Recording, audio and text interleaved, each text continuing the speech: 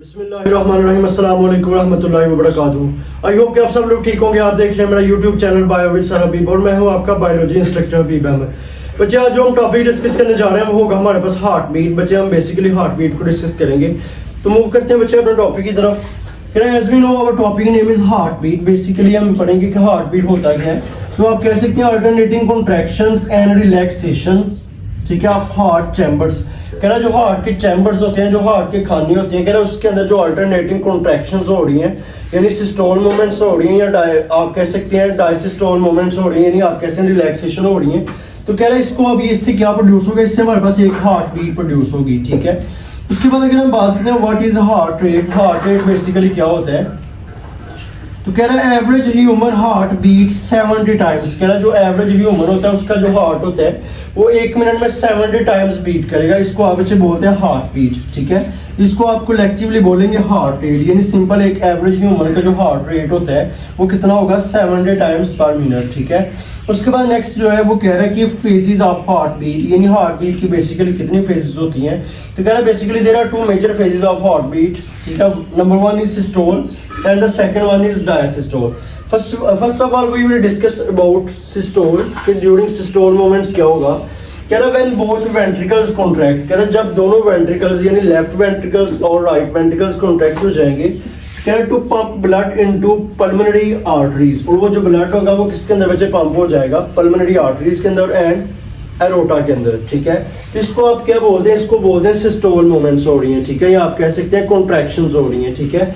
Simple अगर हम इसके डायग्राम को देखें, कह रहा है इसके डायग्राम में क्या हो रहा है। कह रहा है डायग्राम में ये देखिए हमारे पास ये वेंट्रिकल्स हैं। कह रहा है जब वेंट्रिकल्स कॉन्ट्रैक्ट होंगे ये जो ब्लड होगा ये पल्मोनरी आर्टरीज के अंदर चला जाएगा और इसके अलावा आप कह सकते हैं एरोटा में चला जाएगा, ठीक है। और इसके अलावा ये इसमें क्या होगा, कॉन्ट्रैक्शंस हो रही हैं, ठीक है। वैसे हमने बेसिकली डिस्कस किया था स्टार्ट में, तो ये जो कॉन्ट्रैक्शंस होती हैं कॉन्ट्रैक्शन में सिस्टोल मूवमेंट्स हो रही होती हैं, ठीक है। उसके अलावा कह रहा है लब, कह रहा है जब हार्ट बीट होती है या हार्ट के अंदर से लब डब की साउंड प्रोड्यूस होती है, ठीक है। तो कह रहा है लब क्या होता है, कह रहा है ड्यूरिंग सिस्टोल लब साउंड इज प्रोड्यूस, यानी सिस्टोल के दौरान क्या होगा, लब साउंड प्रोड्यूस होगी। कह रहा to the closing of tricuspid and bicuspid valve. कह रहा जब बाइकैप्सिड वॉल्व और ट्राइकैप्सिड वॉल्व क्लोज हो जाएंगे बच्चे, क्या आप कह रहे हैं जब सिस्टोलिक मूवमेंट्स में क्या हो रहा है, जब ट्राइकैप्सिड और बाइकैप्सिड वॉल्व क्लोज हो जाएंगे तो कह रहे हैं उससे जो साउंड प्रोड्यूस होती है उसको आप बोलते हैं लब, ठीक है। उसके बाद ये हमारे पास क्या है, ये ट्राइकैप्सिड और ये बाइकैप्सिड वॉल्व है। कह रहे हैं जब ये दोनों क्लोज हो जाएंगे ड्यूरिंग सिस्टोलिक मूवमेंट्स तो कह रहे हैं इससे जो साउंड प्रोड्यूस होती है उसको आप बोलते हैं लब साउंड, ठीक है।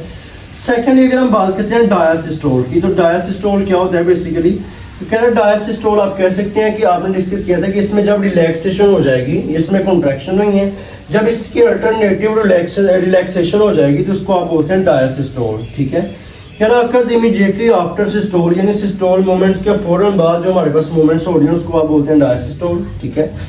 कह रहा डायसिस्टोल में क्या होगा, कह रहा बोथ आर्टरिया रिलैक्स, कह रहा जो दोनों आर्टरिया होती हैं वो क्या हो जाएंगे, रिलैक्स हो जाएंगे।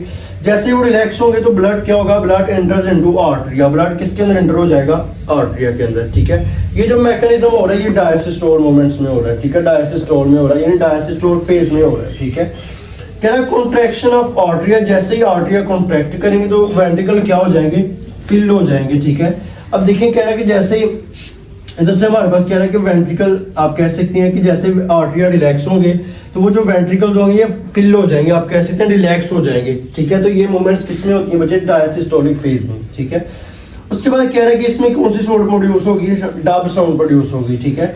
डब साउंड बेसिकली बच्चे कब प्रोड्यूस होगी, कह रहा है ड्यूरिंग डायसिस्टोल, कह रहा डायसिस्टोल के दौरान क्या होगा, कह रहा डब इज प्रोड्यूस, जो साउंड प्रोड्यूस हो रही है वो डब होगी, ठीक है। कह रहा due to the closing of semilunar valve, कह रहा जैसे ही सेमील्यूनर वॉल्व क्लोज हो जाएंगी कह रहा उससे जो हमारे पास साउंड प्रोड्यूस होगी उसको आप बोलते हैं डब साउंड, ठीक है। तो बेसिकली आप कह सकते हैं कि सिस्टोल मूवमेंट्स में क्या हो रहा है, सिस्टोल फेज में हमारे पास कॉन्ट्रैक्शंस होंगी, यानी कॉन्ट्रैक्शन ऑफ वेंट्रिकल्स, ठीक है। उसके बाद अगर हम इसमें जो साउंड प्रोड्यूस हो रही है वो लब साउंड प्रोड्यूस होगी। अगर हम बात करते हैं डायसिस्टोल की, तो डायसिस्टोल में क्या हो रहा है बेसिकली बच्चे, रिलैक्सेशन हो रही है। किसकी रिलैक्सेशन होगी, रिलैक्सेशन ऑफ आर्टरिया, जैसे ही आर्टरिया रिलैक्स हो जाएंगी क्या वो जो ब्लड होगा वो आर्टरिया के अंदर एंटर हो जाएगा। जैसे ही ब्लड आर्टरिया के अंदर एंटर हो जाएगा तो क्या होगा, वेंट्रिकल्स हमारे पास फिल हो जाएंगे, यानी आप कह सकते हैं कि फिल हो जाएंगे, यानी उसमें अंदर ब्लड फिल हो जाएगा। उसके बाद कह रहा है कि डायसिस्टोल में हमारे पास जो साउंड प्रोड्यूस होती है उसको आप डब साउंड बोलते हैं, ठीक है। तो कह रहा है कि डायसिस्टोल में हमारे पास जो साउंड प्रोड्यूस होगी उसको डब बोलेंगे, ठीक है। तो बेसिकली इसमें हमारे पास शॉर्ट क्वेश्चन आता है, what is the difference between systole and diastole moments या डायसिस्टोल फेज। सेकेंडली आप कह सकते हैं what is the difference between lub and dub, ठीक है, यानी लब साउंड और डब साउंड में क्या डिफरेंस होता है बेसिकली, ठीक है।